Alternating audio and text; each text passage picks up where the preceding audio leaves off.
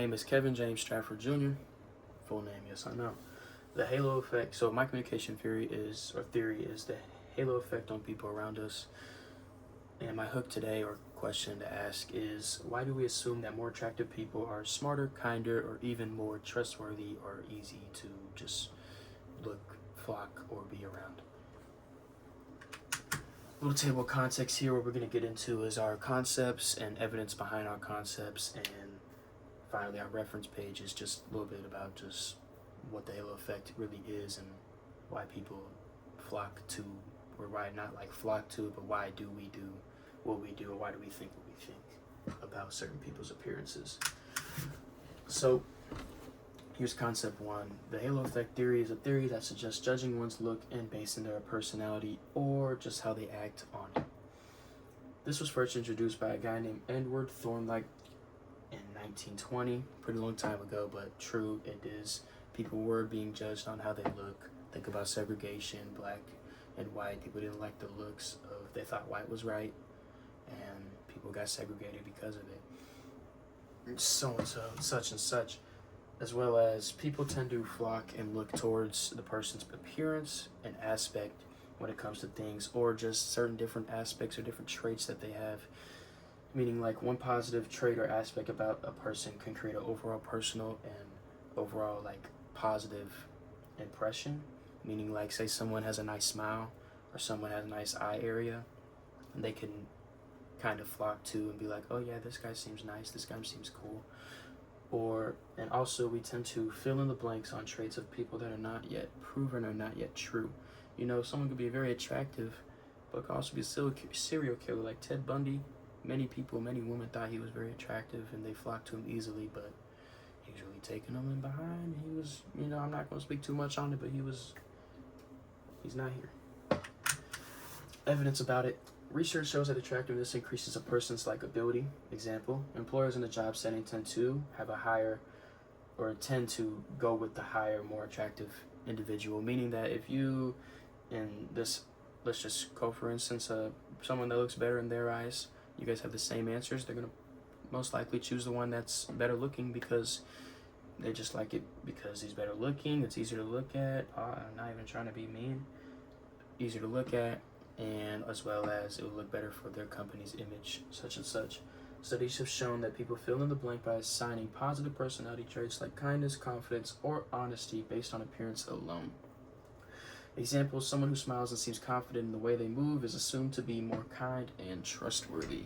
Meaning you walk down the street, say you're walking downtown Tacoma, downtown Seattle, you see someone walking tall, confident, broad shoulders, nice smile, walking down, and he's giving out compliments. You'll be happy you got a compliment from him. But if you got a compliment from someone that was short, probably not good looking, you probably would just brush it off and be like, whatever type of situation. Just how our minds are wired, how our minds work, and how we, interpret people in certain situations, and how we take people's, faces for who they actually are.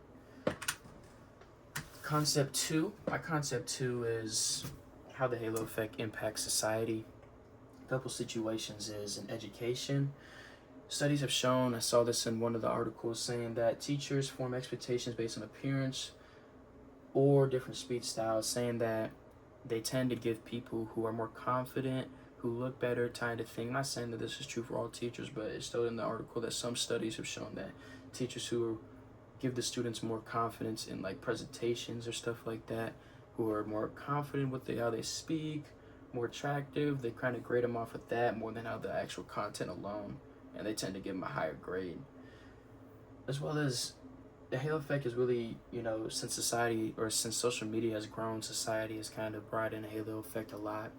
Like go on TikTok, for example, people post videos all the time of themselves, and the people who tend to be more attractive tend to get more views and more likes because it's nice to look at, and it's just, an easier look, and you're like, oh yeah, I like that person, I think that person looks nice. Other than someone who is less attractive posting someone about something or posting themselves, they're probably not going to get a lot of likes or views, or they might get hate comments and stuff like that because, oh, I don't like the way he looks like this and this. But it's nothing like good to hear. The halo effect is an automatic thing that happens in our brains. It's how we are wired. True, it is how we are wired. It's how we think. You know, your first initial reaction when you see someone is just off their appearance alone, pretty much, you know. In a way that takes a shortcut, assuming one's personality, especially when we lack information on other person. Evidence. Social media influencers gain credibility because followers assume good-looking people are more knowledgeable, even when promoting things outside their expertise.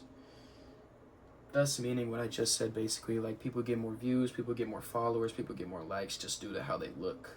You can go look up TikToks online, see like attractive people. You'll see they'll have high views, high likes, high followers. It's just how it be. Dating apps too, that's a big one. People who look more attractive tend to get more matches due to someone wanting to be with an attractive partner.